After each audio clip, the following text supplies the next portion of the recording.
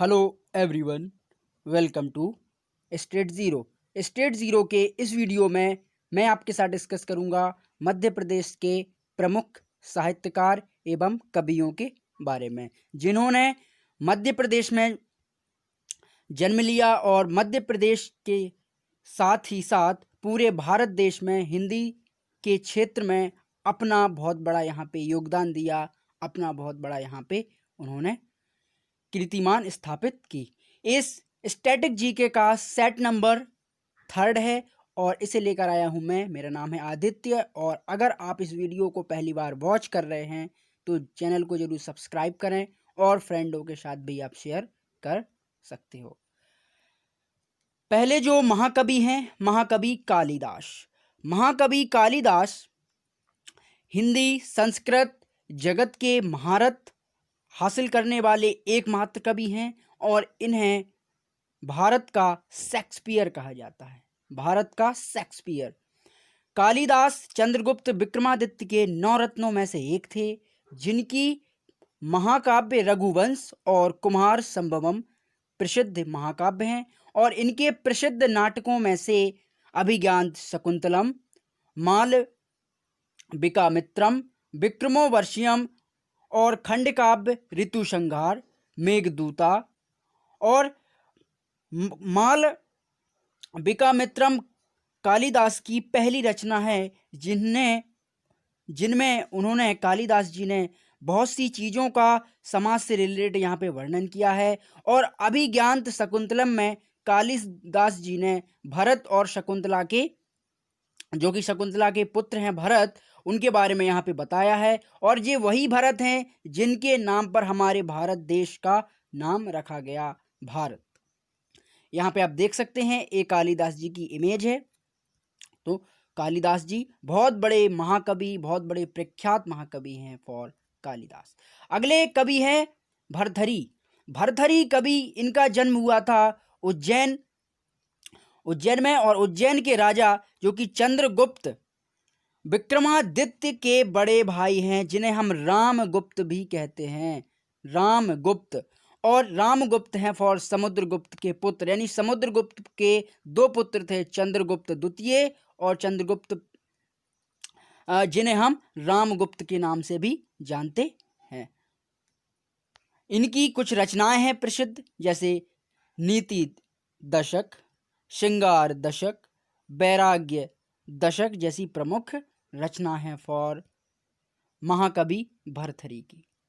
आप यहाँ पे देख सकते हैं ये महाकवि भर्तृहरि, जो कि एक वैराग्य जीवन को व्यतीत करते थे और अपने जीवन में हमेशा वैराग्य, हमेशा एक सद्भावना और एक श्रृंगार की, सुंदरता की, नेचर की बात उन्होंने अपनी रचनाओं में की है। अगले कवि हैं भवभूति। भवभूति ये दार्शनिक भी हैं और इनके एक प्रसिद्ध नाम है जिनका नाम है अम्बेक, और एक कन्नौज के शासक यशोवर्धन के दरबार में रहते थे। इनकी प्रमुख रचनाएं हैं मालती माधव, महावीर चरित्रम, उत्तराम चरित्रम। उत्तराम चरित्रम संस्कृत का प्रथम दुखांत नाटक है, यानी एक ऐसा नाटक, एक ऐसा पार्ट रामायण का जिसमें काफ़ी आपको इमोशनल कर देगा। और इमोशनल पार्ट को संस्कृत में अगर किसी ने चरित्र पहले किया है उत्तर रामचरित्रम में, वो है कवि भवभूति। कवि भवभूति। अगले महाकवि हैं बाणभट्ट। बाणभट्ट का जन्म हुआ था बिहार के पटना में और बाणभट्ट वर्धन वंश के राजा हर्षवर्धन के राजकवि थे और इनकी प्रमुख रचनाओं में से हर्षचरित्र, जिसमें राजा हर्षवर्धन के जीवन के बारे में, कादम्बरी, मुकुट और तदिकत जैसी प्रमुख रचनाएं बाणभट्ट की हैं। बाणभट्ट ने हेनशांग, जो कि एक चाइनीज यात्री था और हर्षवर्धन के टाइम पे वो भारत आए थे, उनके बारे में भी बाणभट्ट जी ने अपने हर्षचरित्र और कादम्बरी में उनका भी उल्लेख किया है। आप यहाँ पे देख सकते हैं, ये हैं महाकवि बाणभट्ट। अगले महाकवि हैं आचार्य केशव। आचार्य केशव, इनका जन्म हुआ था मध्य प्रदेश के निवारी जिले के ओरछा स्थान पर, यानी ओरछा पहले टीकमगढ़ जिले में आता था, लेकिन मध्य प्रदेश का 52वां डिस्ट्रिक्ट बना निवाड़ी, अब उसमें आता है ओरछा, और झांसी के निकटतम स्थित है ओरछा। और यहीं पर जन्म हुआ था आचार्य केशव का, जो कि राजा इंद्रजीत के दरबारी थे। इन्हें केशव जी को कठिन काव्य का प्रेत भी माना गया है। इनकी प्रमुख रचना है रसिक प्रिय, कवि प्रिय, रामचंद्रिका, वीर सिंह देव चरित्र, विज्ञान गीता, रत्ना बावनी, जहांगीर, रसचंद्रिका एंड नख सिख का वर्णन, और राम अलंकृत मंजरी का प्रमुख अपनी रचनाओं में इन्होंने बड़े सुनियोजित तरीके से उल्लेख किया है। और अपनी कविताओं के द्वारा कवि केशव ने समाज में जुड़े हुए वाक्यों को, समाज से जुड़े हुए घटनाओं को यहाँ पे विस्तृत वर्णन किया है। ये है महाकवि केशव। अगले महाकवि हैं कवि भूषण। कवि भूषण शिवाजी और छत्रसाल के समकालीन कवि थे, और रचनाओं में इनकी शिवराज भूषण, शिवा बावनी, छत्रसाल दशक, भूषण उल्लास और भूषण हजारा जैसी प्रमुख रचनाएं हैं कवि भूषण की। ये छत्रसाल वही है, महाराज छत्रसाल, जिनके नाम पर मध्य प्रदेश का छतरपुर डिस्ट्रिक्ट या महाराजा छत्रसाल की नगरी छतरपुर भी इन्हीं के नाम पर बसाया गया है, फॉर महाराजा छत्रसाल, और इन्हीं के समकालीन थे भूषण। अगले कवि हैं कवि पद्माकर, नॉट पद्मावत, कवि पद्माकर। पद्माकर का जन्म हुआ था मध्य प्रदेश के सागर संभाग या सागर डिस्ट्रिक्ट में। इनका मूल नाम है प्यारेलाल, और इनकी रचनाएं हैं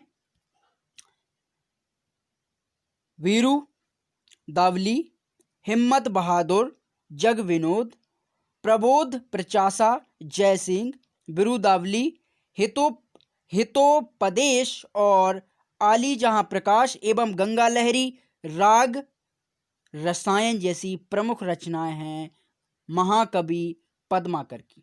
यह है महाकवि पद्माकर। अगले कवि हैं गजानन माधव मुक्ति बोध। गजानन माधव मुक्ति बोध, इनका जन्म हुआ था मध्य प्रदेश के श्योपुर डिस्ट्रिक्ट में, और इन्हें तार सप्तक का प्रथम प्रतिष्ठित कवि माना जाता है। तार सप्तक का प्रथम प्रतिष्ठित कवि। तार सप्तक का अर्थ होता है एक ऐसा कवि जो अपने तार्किकों से, अपने शब्दों से लोगों को मन मोह ले, अपनी कविताओं से लोगों को एक तार्किक रूप से ऐसी कविताएं कह करके कि राजा का और प्रजा का मन मोह ले। इनकी प्रमुख रचनाओं में चांद का मुंह टेढ़ा, एक साहित्यिक की डायरी, नई कविता का आत्मसंघर्ष, भारत का इतिहास और संस्कृति, कामायनी ये वो कामायनी नहीं है जयशंकर प्रसाद की, ये इनकी कामायनी है गजानन माधव मुक्ति बोध, एक पुनर्विचार, सतह से उठता आदमी, काठ का सपना और बेपात्रा जैसी प्रमुख रचनाएं हैं गजानन माधव मुक्ति बोध। ये हैं गजानन माधव मुक्ति बोध। अगले कवि हैं सुभद्रा कुमारी चौहान। सुभद्रा कुमारी चौहान जी का जो जन्म है वो हुआ था उत्तर प्रदेश के इलाहाबाद यानी प्रयागराज में, और इनका विवाह हुआ था मध्य प्रदेश के खंडवा डिस्ट्रिक्ट, और जो इनके निवासी थे खंडवा डिस्ट्रिक्ट के में इनकी शादी हुई, और ठाकुर लक्ष्मण सिंह के साथ इनका विवाह यहाँ पे संपन्न हुआ मध्य प्रदेश के खंडवा डिस्ट्रिक्ट में। इनकी प्रमुख रचनाएं हैं मुकुल, बिखरे मोती, त्रिधारा, उन्मादिनी, सभा के खेले, सीधे सीधे मित्र और झांसी की रानी जैसी प्रमुख रचना है सुभद्रा कुमारी चौहान। खूब लड़ी मर्दानी वह तो झांसी वाली रानी थी, ये इन्हीं की रचना है सुभद्रा कुमारी चौहान की। ये है हमारी सुभद्रा कुमारी चौहान।